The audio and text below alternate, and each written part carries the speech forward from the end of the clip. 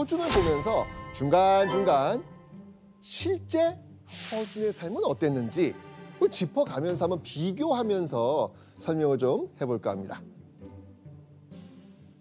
자, 허준은요, 중종 제위 시절인 1539년 양천 허씨 가문 아들로 태어납니다. 그 당시 잘 나가고 계시던 수령님의 여자 몸종이 있었는데 애를 낳아버렸어요. 근데 최배자식은 그 당시 정말 하고 싶어도 하고 싶은 일을 해보지 못했고, 그렇죠. 그 사람을 갖다 전혀 인정을 안 해주는 거예요, 뭐든지. 그래가지고 못된 놈들하고 어울리고 놀다가 거기서 이제 그 약재를 밀무역하는 데 걸려가지고 큰일 날 뻔했지. 드라마에서 허준은 양반 아버지와 천민 어머니 사이에서 태어난 천민이었습니다. 천민인 그 자신의 처지에 불만을 품고 신세한탄하다가 불법까지 저지르면서 살았던 것이죠. 자, 그럼 과연 실제 허준의 젊은 시절은 어땠을지 한번 보시죠.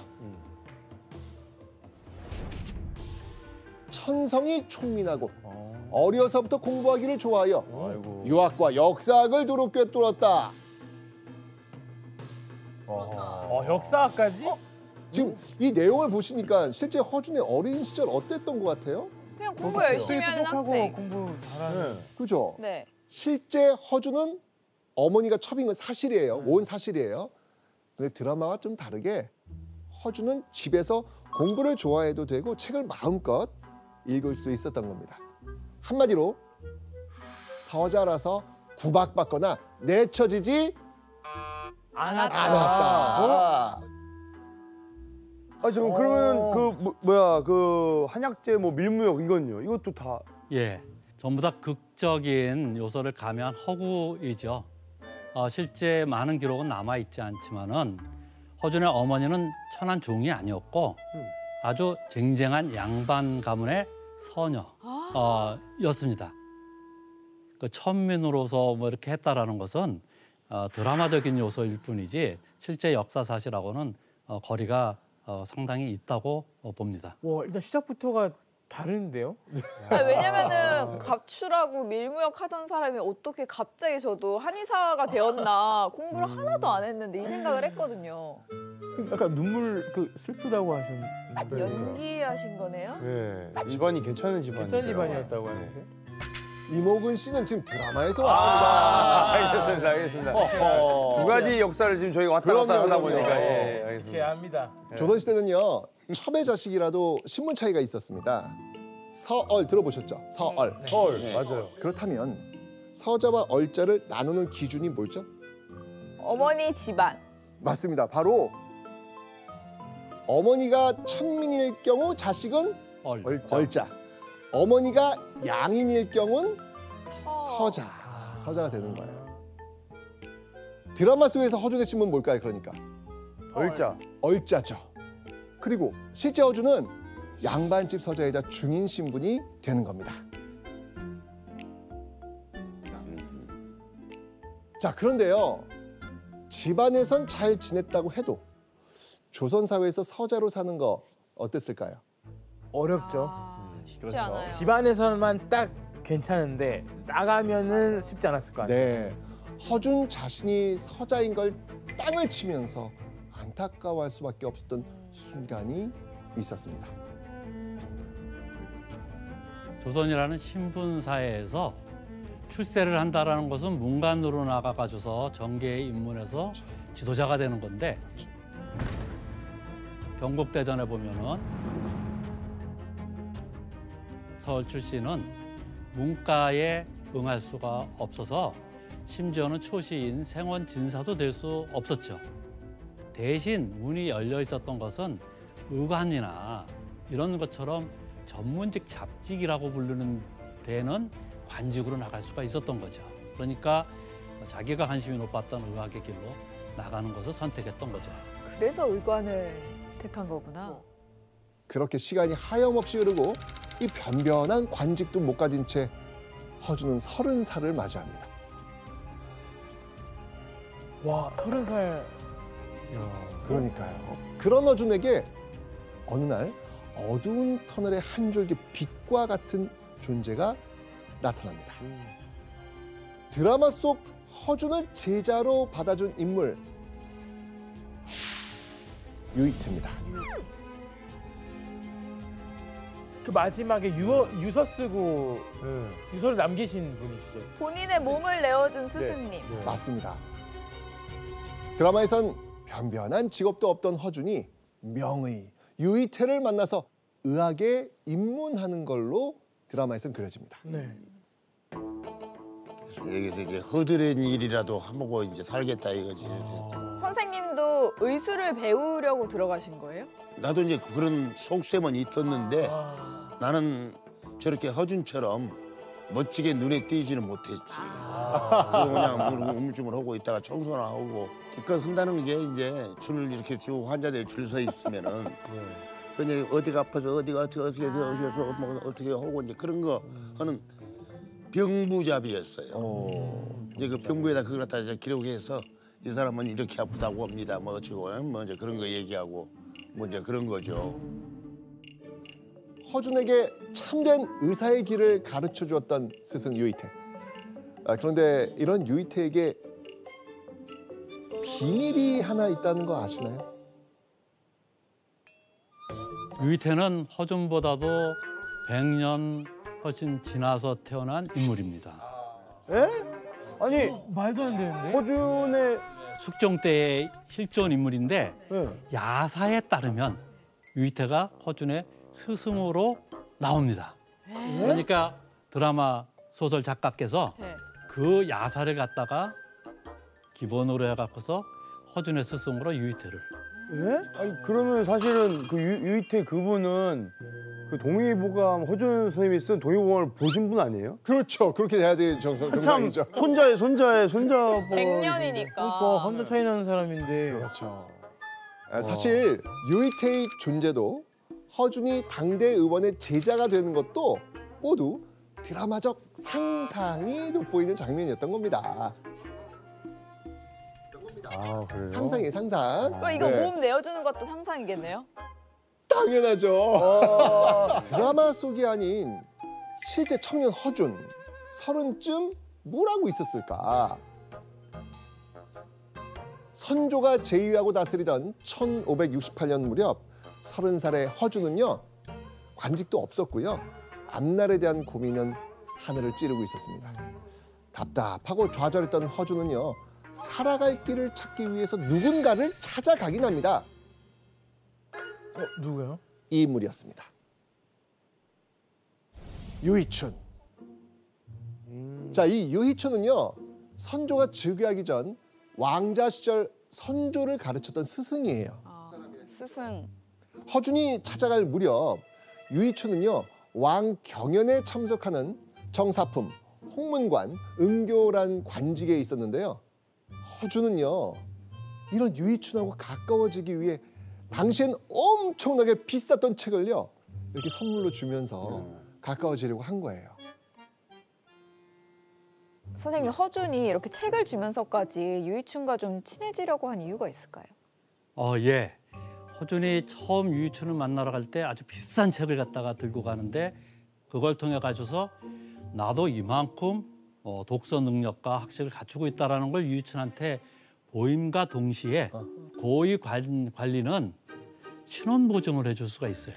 과거 시험을 봐도 아무나 다 들어가는 게 아니라 높은 사람의 신원 보증이 있어야지만 과거 시험을 응시할 수 있는데 바로 유희춘은 그러한 관직에 있었던 거죠.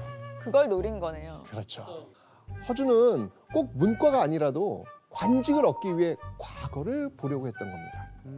그렇게 허준이 유희춘과 인연을 맺은 지도 1년이 지났습니다. 어느 날 이 허준의 운명이 바뀌는 일생일대의 사건이 일어났다. 운명이 맞고요?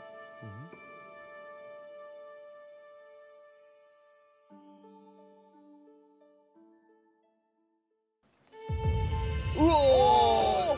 1등 허준! 수성. 야. 우와.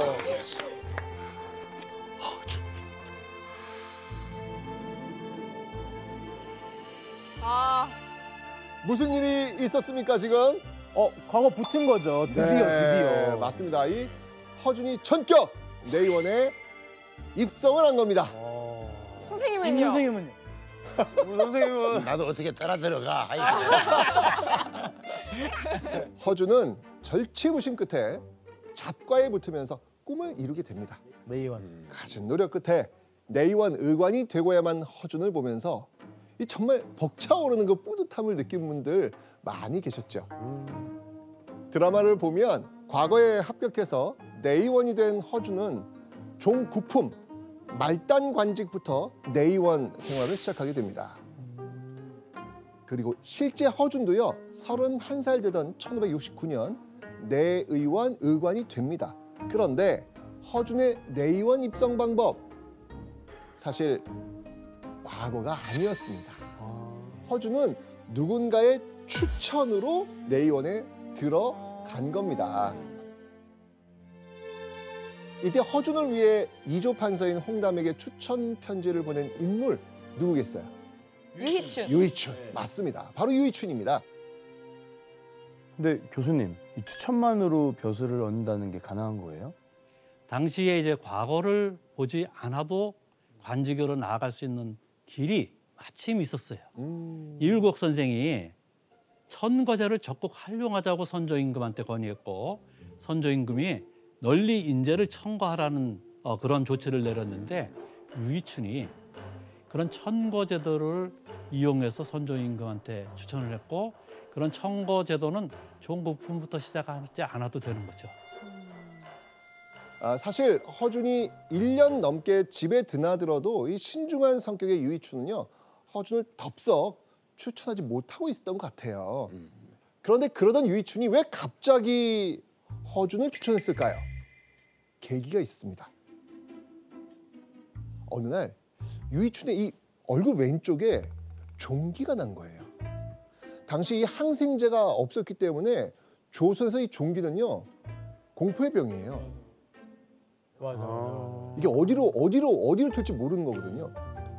그런데요, 허준이 이 유희춘의 얼굴에 난 종기를 싹 낚여줍니다. 여기서 문제 네. 보시죠.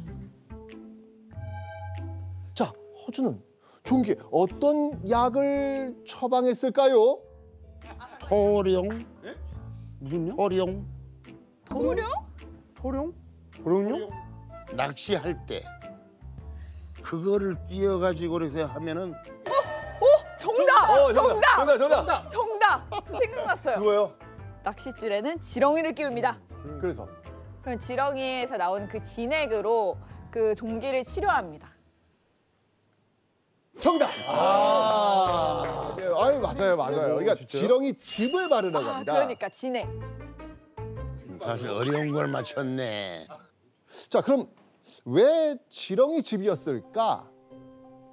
지렁이의 효능 중 파어라고 해서요. 이 몸속에 뭉친 피, 즉 어혈을 강하게 깨뜨려서 제거하는 효능이 있다고 합니다. 유희춘은 뭔가 좀 반신반의하면서 아마 발랐겠죠. 그런데 그 결과가 거짓말처럼 얼굴 종기가 싹 나은 거예요. 허준의 치료로 말끔해진 얼굴을 보면서 유희춘 어떤 생각을 했겠어요? 보답해야겠다. 야, 이거 정말 믿어도 되는 실력이구나. 그럼 이런 인재를 선조 곁으로 보내야겠는데? 이런 생각했을 거 아니에요. 그렇게 며칠 후 유희춘은요 이조 판서에게 허준을 추천했고요. 허준은 과거 없이 일종의 특채로 내의원에 입성하게 된 겁니다. 어차피 인증이 된 거니까. 그렇죠. 자, 그럼 드라마에서 허준이 처음 발령받은 곳은 어디였을까요? 허준은요 일반 백성들을 치료하는 곳인 해민서로 발령받았습니다. 그리고 그곳에서 다른 의관들은 물론 왕도 깜짝 놀라게 하는 활약을 합니다. 화제를 모았던 장면이 있거든요. 그 장면 한번 보겠습니다. 네.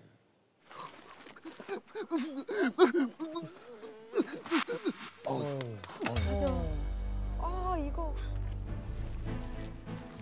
도직장! 이 자네가 구해달라는 매실집일세. 매실? 자, 지금 빨리 이 매실즙을 병자들한테 먹이시오. 역병의 치료제가 매실. 매실을 써서 병세를 진정시켰다. 병이 발병한 모든 지역의 병자들의 상태가 호전이 되고 더 이상 죽는 사람이 없답니다. 뭐지? 자, 어떤 상황이 일어났는지 좀 아시겠죠? 네. 조선의 역병, 전염병이 크게 돌아서 백성들이 좀 죽어나가고 있는 상황이었습니다. 손 쓸 수 없는 상황에서 허준이 생각해낸 약, 그게 바로 매실이었던 거죠. 그럼 매실이 정말 조선시대 전염병을 잡는데 효과적이었을까요?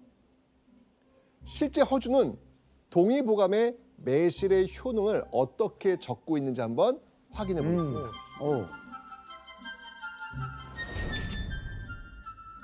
갈증을 멎게 하고 횡격막 상부의 열을 없앤다. 그러니까 동의보감 탕액편에 실려 있는 매실의 대표적인 특징인데요.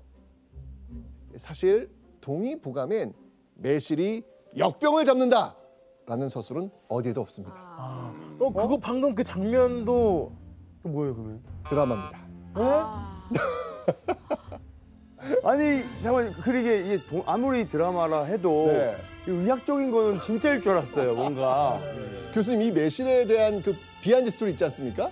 예, 원래 소설 동의보감에는 매실이 아니라 파두라는 독성이 강한 약을 써서 고쳤다고 돼 있어요. 파두. 근데 이게 드라마로 바쁘다 보니까 사람들이 파도 먹겠다고 해서 막 뭐 이렇게 음료를 갖다 마시듯이 먹으면 심각한 문제가 생길 것 같다라는 그런 어떤 의견들이 있어서 그때 자문하셨던 한의사 선생님들이 먹어도 좀 피해가 없는 아주 몸에 좋은 매실로 바꾸자 해서 매실로 바꿨던 거죠.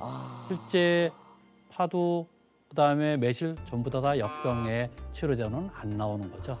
소설가가 극적인 효과를 갖다가 얻기 위해서 냈던 것입니다. 맞아요, 맞아요. 그럼요. 아무리 독이어도 다들 막 와 저기 먹을 수 있죠. 괜찮대 하면 한 입씩 하면 큰일 나는 거니까. 그러니까요. 이야. 자, 그렇다면 실제 허준도 해민서에서 일하면서 백성들이 역병을 치료했을까요? 예상과 다르게 시작부터 파격적이었습니다. 들어가자마자 종사품 첨정이라는 직책을 맡습니다. 근데 너무 높은데요? 갑자기 너무 높게 줬는데요? 그죠? 사실 드라마처럼 보통 과거를 치고 들어오면요, 말씀하신 대로 종 9품부터 시작하는 것 같습니다. 그런데 실제 허준은 굉장히 높은 품계부터 시작한 거예요. 드라마에서는 아까 해민서에 들어갔다고 했잖아요. 근데 해민서보다 한 등급 더 높은 기관이 전의감이고 전의감보다 한 등급 더 높은 기관이 왕실진료기관인 내의원이에요. 이제 내의원 의관으로 바로 들어갔다는 것은 대단히 아주 획기적인 그런 어떤 인사 조치였고, 허준은 거기에 들어가서 내의원 살림을 총괄하는 가장 높은 직책에 근접하는 2인자 자리를 했던 것이죠. 자, 그럼 허준이 들어간 내의원 조직을 좀 알아보겠습니다. 녹봉을 받는 종 9품부터 정 3품까지의 의관들을 내의라고 부릅니다. 내의. 그 내의 중에서 실력이 뛰어난 이들을 뽑아가지고 어의가 되는 겁니다. 그리고 어의 중에서도 우두머리를 수의라고 불렀습니다. 주로 행정일을 하면서 쟁쟁한 그 선배 어의들을 아마 허준은 바라봤을 겁니다. 그러면서 이런 생각을 했겠죠. 나도 이 처방에는 자신이 있는데 나도 한번 빨리 왕을 한번 치료하고 싶은데 뭐 이런 생각할 수 있잖아요. 그런데요, 허준이 내의원에 들어간 지 6년째 되던 1575년 37살 허준은요, 정말 인생의 터닝 포인트, 새로운 전기를 맞이합니다. 명의 안광익 허준이 들어가서 상의 맥을 진찰하였다. 이거 뭐예요? 드디어 왕의 왕을 맥을 진찰했어. 오. 행정일을 주로 하던 허준이 승진을 해서 드디어 선조의 어의로 일을 하고 있었던 겁니다. 비록 말단 어의였지만 선조를 마주하고 살피게 된 허준, 어땠을까요? 너 막 손 떨렸을 것 그렇지. 네. 같아. 맥을 못 짚을 것 같아. 그렇지. 정말 이 쿵쾅거리는 심장을 이 간신히 진정시키지 않았을까요? 그렇게 선조의 어의로 일한 지 6년이 지난 1581년 허준은 선조 앞에서 마치 숙제 검사를 받는 학생 마냥 초조하게 서 있었습니다. 대체 허준은 왜 선조 앞에 이렇게 초조하게 서 있었을까? 바로 이것 때문이었습니다. 찬도 방론 맥결 집성.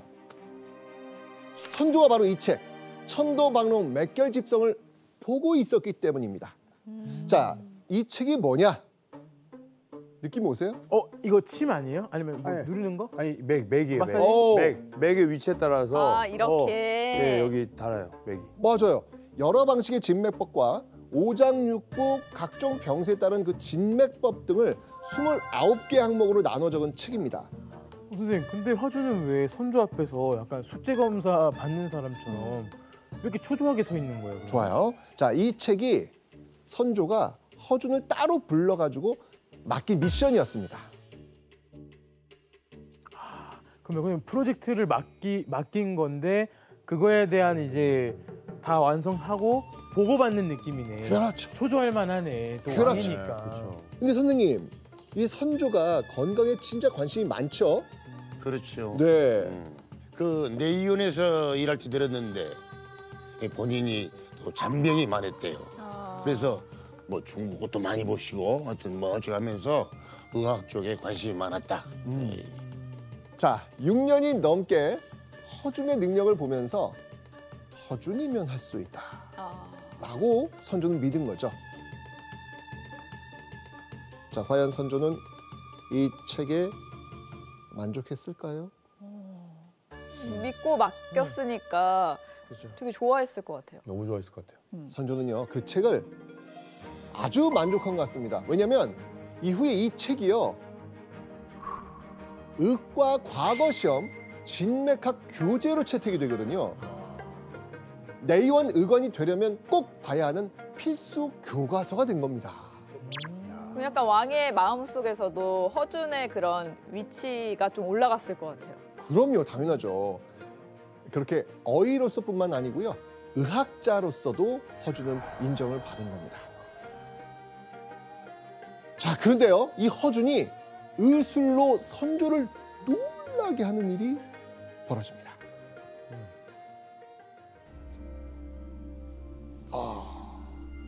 넷째 아들, 선조 넷째 아들. 아들. 내 이렇게 심한 장벽은 처음이세. 자칫 잘못했다가는 마마의 목숨이 위태로울 지경일세. 저거 고쳐주면 진짜 짠다. 너무 아플까 여기가. 아이고. 조금만 견디시옵소서. 조금만. 다 짠다 그래도. 야. 빨리. 자, 지금 무슨 상황인지 아시겠죠? 네, 위급한 상황이에요 지금. 주인공 허준이 선조의 넷째 아들인 신성훈의 종기를 지금 치료하고 있는 모습입니다. 종기는 사실 조선시대 때 왕실이건 백성이건 누구나 두려워하는 병이었습니다. 왕자 등에 난 종기가 썩어갈 정도면 굉장히 심각한 상황이거든요. 여기서 미니 퀴즈. 네. 위기의 순간. 허준이 선택한 치료법은 무엇이었을까요? 알 것 같아요. 알 것 같아요. 뭐요? 네, 본 것 같아요 저. 진짜요? 오. 거머리를 풀어놓으면 거머리가 이 본능적으로 이게 피를 빨거든요. 그래서 이 안 좋은 그 농까지 다 쫙쫙 빨아먹는 거죠. 그러면 거머리가 배가 빵빵해져가지고 그 거머리 물에 놓으면 그 농이 쫙 빠지는. 예. 맞아요? 맞나요? 정답! 아 맞네요. 예. 그래, 그 거머리 장면이 있었었어요. 네. 거머리를 종기마다 올려두면요, 그 구멍에서 피고름을 빨아낸다고 봤거든요. 맞아. 선생님, 드라마 촬영 때 이 장면 보신 적 있으신가요? 저도 기억나시나요? 있었어요. 어떠셨어요 그때? 저 아까는 없었는데 지금은 내가 그때도 있었는데 네. 그 머리가 실제로 아, 이렇게 그 종기 부분을 쪽쪽 빨아줬으면 좋겠는데 자꾸 도망만 가는 거예요. 비하인드. 엔지를 얼마나 이놈들이 엔지를 내든지 말이지. 거머리 엔지. 근데 이게 거머리 지금도 쓰는 것 같은데요. 의학 약 그런 치료용으로 치료용 거머리 있어서 농 진짜 심한 분들한테 거머리 치료하는 걸 제가 본 적이 있는데 400년 전에 그걸 허준은 어떻게 알았는지 너무 신기한 거예요. 그러니까 이거 알아내는 것 자체가 전 신기해요. 어떻게 이거를 여기 올리지? 그 당시 치료법도 없고 수술도 없고 약도 없는 상황에서 어떻게든 이 민간요법을 통해 가지고 해결을 해야 되는 방법 속에서 나온 결과물들이겠죠. 자, 그러면 실제로 허준이 왕자의 피부병을 고쳤을까요? 당시 어이 허준이 왕자의 병을 치료한 건 맞습니다. 맞아요. 네, 맞습니다. 그런데 맞닥뜨린 병은 종기가 아니었고요. 그보다 더 어마어마한 병이었습니다. 뭐예요? 어떤? 바로 이 병. 이게 뭐예요? 이게 자, 이게 병의 힌트입니다. 어떤 병일까요? 천연두? 마마. 맞습니다. 바로 두창. 천연두나 마마라고 불렸던 그런 병이죠. 아이고야. 와, 그러니까 이거 걸리면 그 당시에 백성들은 거의 죽는 거 아니었어요? 맞습니다. 지금이야 페니실린 등 여러 항생제로 두창이 거의 사라졌지만 과거에는요, 우리나라를 포함해서 전 세계 전체 사망 원인의 10%를 차지한 병이었어요. 그러면 저게 너무 흔하다 보니 그 백성들 사이에서는 탈로 쓸 정도로 이렇게 좀 흔했다는 거예요? 그렇죠. 와. 이 손님 탈의 손님이 바로 두창신, 마마신을 지칭하는 거예요. 그러니까 하늘이 벌 내린다고 생각한 거구나. 그렇죠. 그러니까 조선 시대만 해도 이 두창은요, 걸리면 죽는 병, 공포의 대상이었던 것이죠.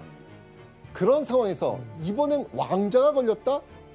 야, 이뭐 선조의 걱정이 태산 같았겠죠. 그러니까 결국 더 이상 안 되겠다 라고 생각했더니 선조는요, 누굴 불렀겠습니까? 허준. 네, 오직 의술에만 푹 빠져 있었던 허준을 불러드립니다. 그리고 며칠 후 허준은 당장이라도 이 숨이 끊어질 듯한 왕자를 구해냅니다. 어떡해요? 어떻게요? 자, 허준이 쓴 비장의 약재가 있거든요. 이걸로 보입니다. 점이고와 용내고자는 백발백중의 약으로 목숨을 관장하는 귀신이라도 이보다 더 신묘하지는 못할 것입니다. 뭐지? 자, 그럼 궁금하시죠, 지금? 네. 뭐가 궁금해요? 점이고랑 용내고자. 용내고자. 이거 지금 빨리 구해서 예방 차원에서라도 건강하다면 먹으면 좋을 것 같아요. 그렇죠. 자, 눈이 지금 동그래지셨어요, 지금요. 네. 자, 허준이 쓴 점이고와 용내고자, 이게 뭐냐? 점이고는요, 돼지 꼬리에서 나온 피인데요.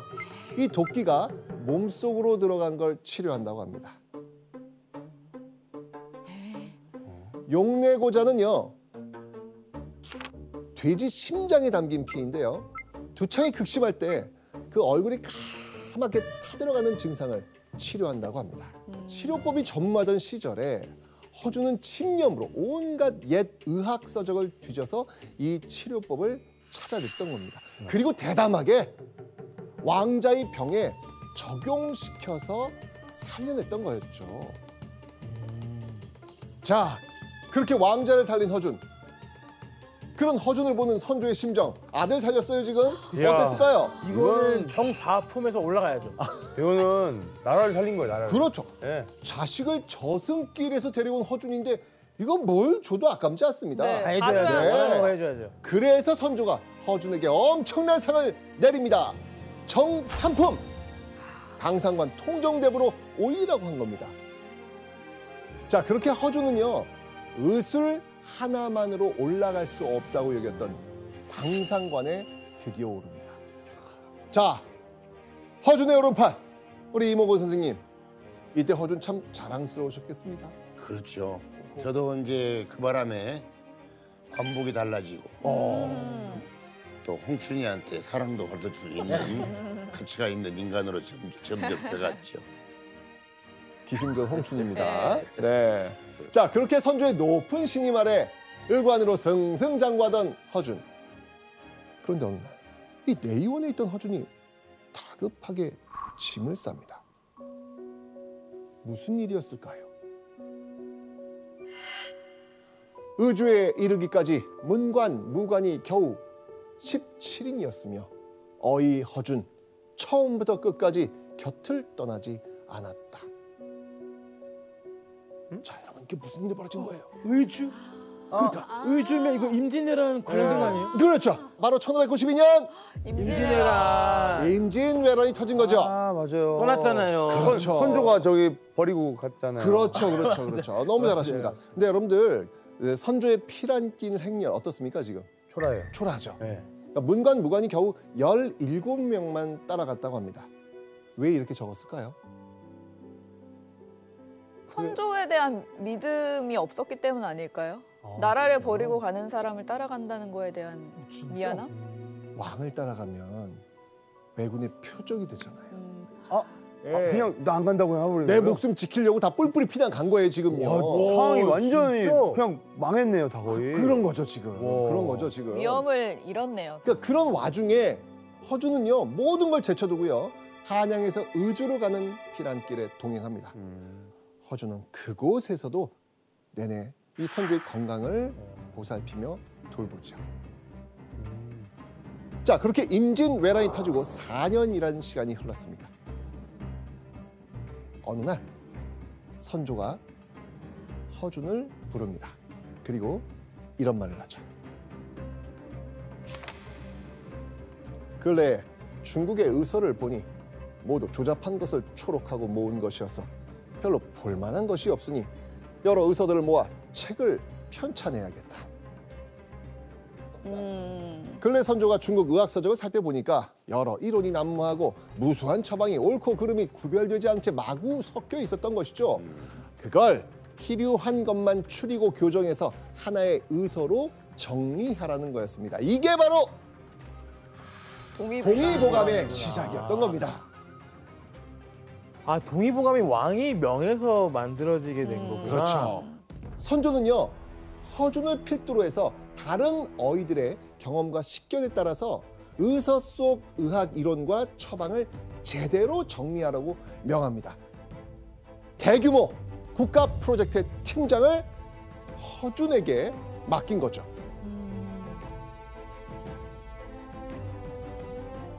근데 허준이 선배 의관들도 있는 것 같거든요. 근데 왜 선조는 특별히 그 허준한테 팀장을 시켰는지 궁금해요.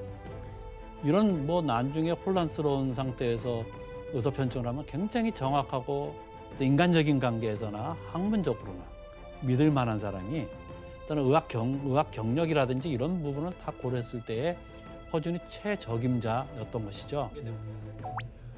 허준을 필두로 내의원 실력자 6명이 함께한 동의보감 프로젝트. 자, 이때요. 선조는 새 의서를 지을 때 반드시 반영해야 할 3가지 지침을 내립니다.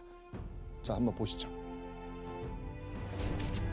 섭생이 먼저고 약석은 그 다음이다. 자, 이게 무슨 말인 것 같아요? 자연치유. 오, 그게 먼저고 그 다음에 약을 써라. 아유, 좋아요. 자, 선조가 제일 강조한 거는요. 첫 번째가 섭생입니다. 병에 걸린 후 치료하는 것보다 먼저 병에 걸리지 않게 노력한다라는 걸 뜻합니다. 오늘날의 예방의학, 면역 기르기와 그 결이 같다고 볼 수 있습니다. 두 번째로 강조한 게 약석, 약과 돌침이라는 뜻인데요. 온갖 약재와 치료를 통틀어서 말하는 겁니다. 그러니까 어떤 병에 어떤 약을 써야 하는지 제대로 적으라는 거였습니다. 자, 그러면 세 번째는 뭐였을까? 우리나라에서는 약재가 많이 산출되지만 사람들이 제대로 알지 못하니 종류별로 나누고 우리나라에서 부르는 명칭을 병기하여 백성들이 쉽게 알 수 있도록 하라. 제일 중요한 그렇죠, 거네요. 제일 왜냐면 중요하죠. 백성들이 알아야 되니까. 그렇죠. 백성이 있을 수 있게 어떤 약초를 써야 하는지 분류를 잘 하고 백성들이 실제 부르는 이름으로 약재명을 기록하라 라는 거였습니다.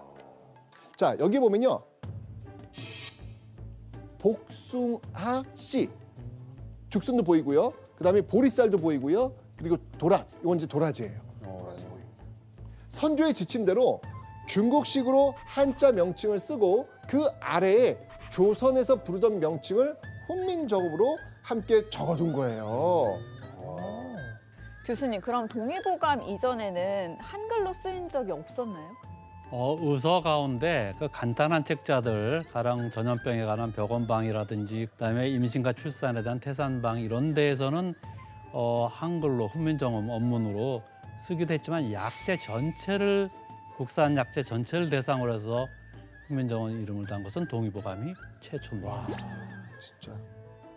자, 이런 선조의 지침을 머리에 새기며 야심차게 시작한 동의보감 프로젝트. 조선에 없던 의서를 만든다는 이 사명감으로 정말 이 의욕에 불타올랐겠죠. 그죠. 하지만 이게 기획부터 만만하게 볼 작업이 아니었습니다. 당장 무엇을 어떻게 넣을 것인지 정하는 게 관건이었거든요. 시작을 어떻게 해야 되는 건지 모르니까. 허준과 다섯 의관들은요 매일 의서를 펼쳐놓고 머리를 맞대고 토론하고 연구합니다. 자, 그런데요 겨우 목차를 정리했을 때 이 팀이 산산조각이 납니다. 왜요? 왜요? 조한나 씨, 1597년. 정의제나. 그렇죠.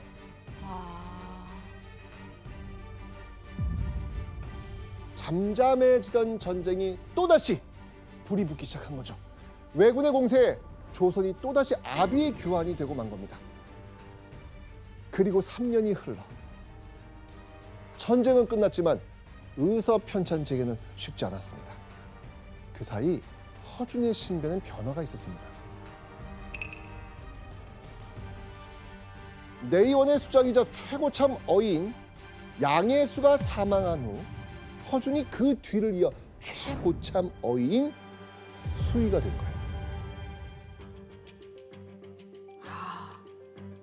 최고참 어이로서 선조의 건강을 살피려 내의원을 총괄하려 정말 눈코 뜰 새 없이 바쁜 나날을 보내던 이 허준. 근데 어느 날 선조가 허준을 불러서 뭔가를 건넵니다. 다시 허준에게 하교하여 홀로 책을 편찬하게 하시고 대궐에서 소장하고 있는 의서 500권을 내어주어 고증하게 하셨다. 선조가 허준에게 대궐에 있던 의서 500권을 주면서 내용을 추려보라 라고 한 겁니다. 500권. 혼자서라도 꼭 다시 의학서 편찬 작업을 시작하라라는 명이었죠. 혼자 한다는 게 말이 안 돼요. 그렇게 영영 중단될 줄 알았던 동의보감 편찬은 이렇게 다시 시작됩니다.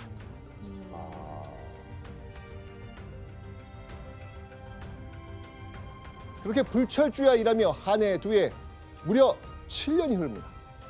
어느덧 그의 나이 70에 접어듭니다. 이때 허준은요 동의보감을 절반 가까이 써내려가고 있었습니다. 근데 이때 미처 예상치 못했던 운명이 허준을 덮치고 맙니다. 선조께서 돌아가셨어요. 그렇죠. 1608년 2월 선조가 갑자기 쓰러지고 결국 세상을 떠나고 만 겁니다. 뭔가 근데 아까 미션을 주셨는데 네. 완성된 걸 딱 보여드리고 싶었을 텐데 그러니까요. 자책을 많이 하지 않았어요? 그렇죠.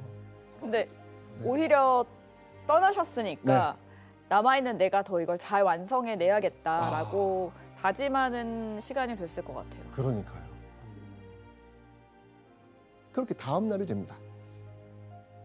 15대 왕 누가 즉위합니까? 광해군. 광해군이 즉위합니다. 자, 이때 허준은 어떻게 지냈을까요? 근데 그 그 어쨌든 동의보감을 계속 써내려가는 숙제가 있으니까. 광해군이 막 뭐 안 했겠죠? 자, 허준은 이렇게 지내게 됩니다. 허준은 이미 삭직시켰으니 문외로 출송시키도록 하라.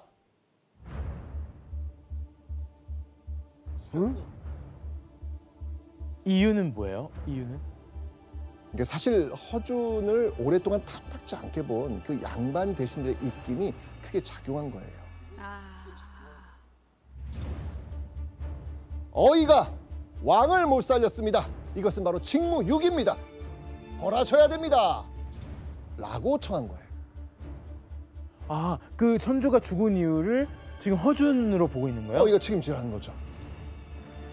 그런 걸 서로 잘 도우고 의견을 같이 해서 이걸 살려나가는 방법으로 나갔어야 되는데 그러니까요. 그냥 싫으면은 그냥 끝내버리려고 그러니까 문제지. 그거 좀 지켜주셨어야 되는데 왜 안 지켜주시고. 한번 조금 가긴 갔지. 그러다가 그냥 쫓겨났지. 같이 쫓겨났어요.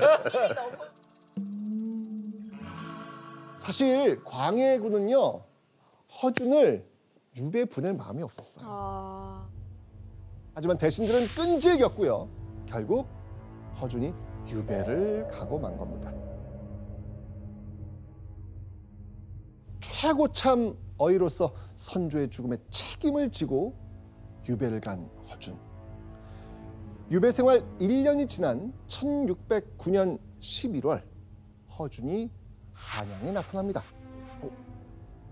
광해군이 내의원에 실력 있는 의관이 참 적다라고 하면서 누굴 불러들인 거예요? 허준을 불러들인 겁니다. 다행이다. 네, 그렇게 광해군의 허위로 다시 내의원으로 복귀한 허준은요 이듬해 8월 광해군에게 향하죠. 선왕께서 찬집하라고 명하신 책이 과인이 계승한 뒤에 완성을 보게 되었으니 내가 비감한 마음을 금치 못하겠다. 광해군을 복차게 만든 허준의 책, 바로 동의보감. 선조가 명한 지 무려 14년 만에 탄생을 한 겁니다. 탄생을 한 겁니다. 14년. 진짜 14년. 완성시킨 게 대단하네요. 그렇죠. 맞아요. 끝까지 포기 안 하고. 그렇죠.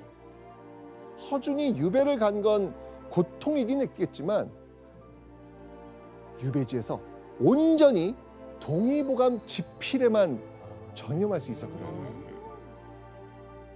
그렇게 한 사람이 작업했다고 하기엔 믿을 수 없는 방대한 양의 동의보감을 완성해낸 겁니다.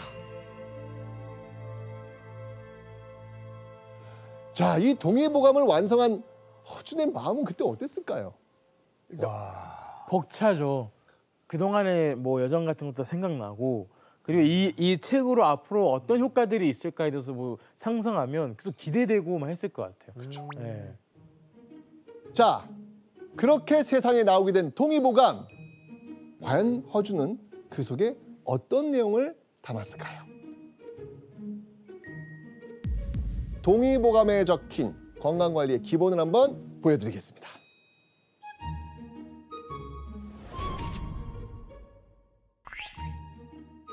하루의 금기는 저녁에 포식하지 않는 것. 한 달의 금기는 금음에 만취하지 않는 것. 1년의 금기는 겨울에 멀리 여행하지 않는 것. 근데 요즘 왜 그 다이어트 비법 보면은 저녁 6시 이후에는 뭘 먹지 마라 뭐 이런 얘기 금식한다 있잖아요. 있잖아요. 요즘이랑 비슷한 거네요. 진짜 대단하시다.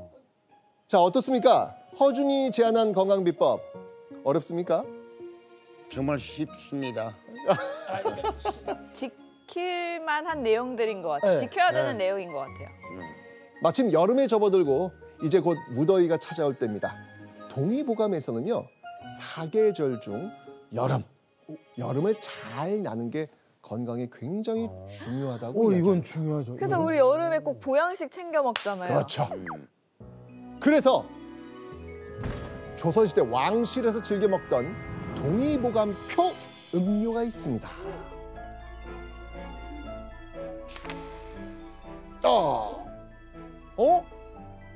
제호탕. 제호탕. 갈증을 풀어주고 이 소화를 돕는 궁중 청량 음료였습니다. 그렇다면 제호탕의 주 재료는 무엇일까?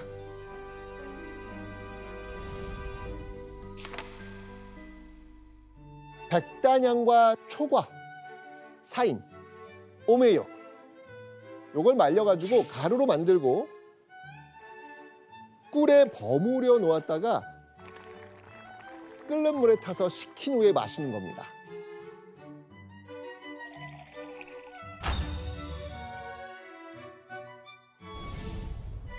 정조실록을 보면요, 아주 무더운 날 이 제호탕을 신하들에게 하사하기도 하지요. 우리 임영수님은 여름철 보양식으로 뭘 추천하시겠습니까? 보양제는 이제 뭐니 해도 오리. 오리 좋아하세요. 그리고 다. 삼계탕을 먹으면은 예측할 수 없는 힘이. 자, 이 밖에도요, 우리가 여름철 그 몸을 보호하기 위해서 먹는 음식들 많이 있는데 동의보감에 어떻게 적혀 있을 것 같아요? 동의보감에. 되게 요리법이 상세하게 적혀 있을 것 그래요? 같아요. 자, 한번 보시죠.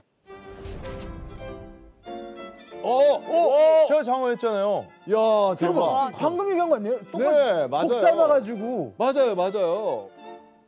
동의보감에는요, 푹 삶아 빈 속에 머무면 5장기의 허손을 보한다. 즉 약해진 오장을 보호한다는 겁니다. 뜨뜻하게 하는 거예요. 이야. 자, 그럼 동의보감에 적힌 또 다른 여름 봉양식을 한번 보도록 하겠습니다. 짠! 수박! 수박! 자, 동의보감에서는요, 수박의 대표적인 효능을요, 목이 마른 걸 풀어주고 더위에 지치는 서독 증상을 없애고 소변을 잘 나오게 한다라고 적혀 있습니다. 그래서 조상들은 실제로 여름에 시원한 수박 화채를 즐겨 드셨고요. 그런 문화가 지금 우리에게까지 전해져 오고 있는 겁니다. 사실상 구할 수 없는 값비싼 재료로 동의보감을 쓰면 백성들이 보는 의미가 없잖아요. 진짜 백성들이 좀 구할 수 있는 것들을 재료로 써서 동의보감을 쓴 것 같아요. 이 역작을 세상에 내놓은 이후 허준은 어떻게 지냈을까? 허준은요, 그 이후에도요, 정말 쉬지 않고 일합니다. 내의원에서 후학을 양성했고요. 광해군의 명으로 백성들의 목숨을 앗아가는 전염병을 연구하고 책을 씁니다. 허준은 그렇게 만년까지도 연구를 멈추지 않고 조선의학에 온 힘을 바쳤습니다. 그리고 1615년 11월 허준은 77의 나이로 세상과 이별을 합니다.